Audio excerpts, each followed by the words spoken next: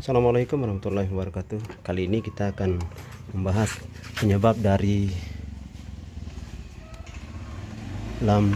injektor yang tidak bisa mengeluarkan semburan ya teman-temanku semua. Injektor yang tidak bisa mengeluarkan semburan, apa penyebabnya? Yang pertama-tama kita harus pastikan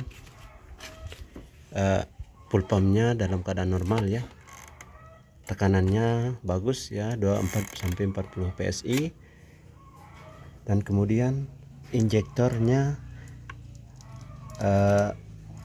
bagus ya. Dan ketika sudah diganti injektornya, tekanan full pumpnya sudah bagus dan injektornya sudah diganti ya, tetapi tetap tidak bisa mengeluarkan semburan. Permasalahannya yaitu ada di bagian kabelnya ya. Di kabel 12 volt kita harus periksa, maupun sinyal dari ECU-nya ya teman-temanku semua. Lalu bagaimana cara memeriksa arus 12 voltnya? Cukup kita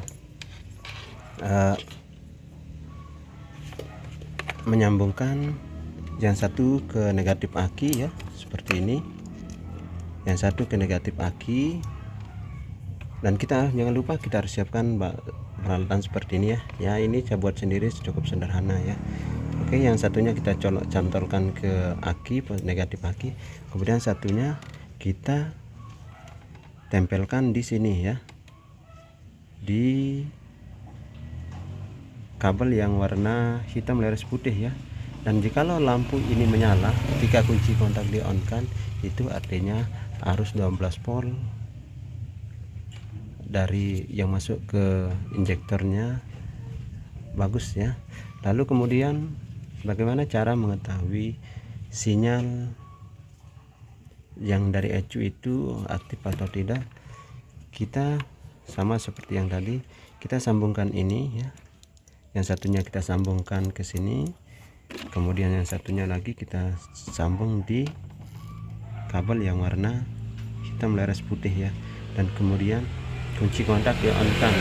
Jika lampu rating ini juga menyala, itu artinya sinyal dari ECU ini masih normal ya teman-temanku semua. Dan jikalaupun ini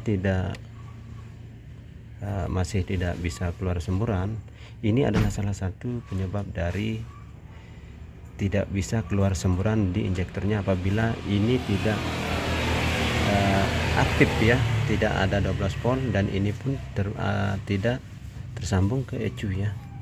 Itu teman-teman semua.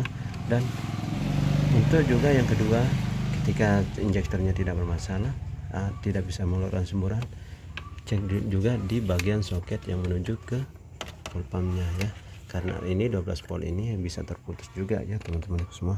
Mungkin hanya sekedar itu penjelasan dari saya, mudah-mudahan ada manfaatnya. Sekian, assalamualaikum warahmatullahi wabarakatuh.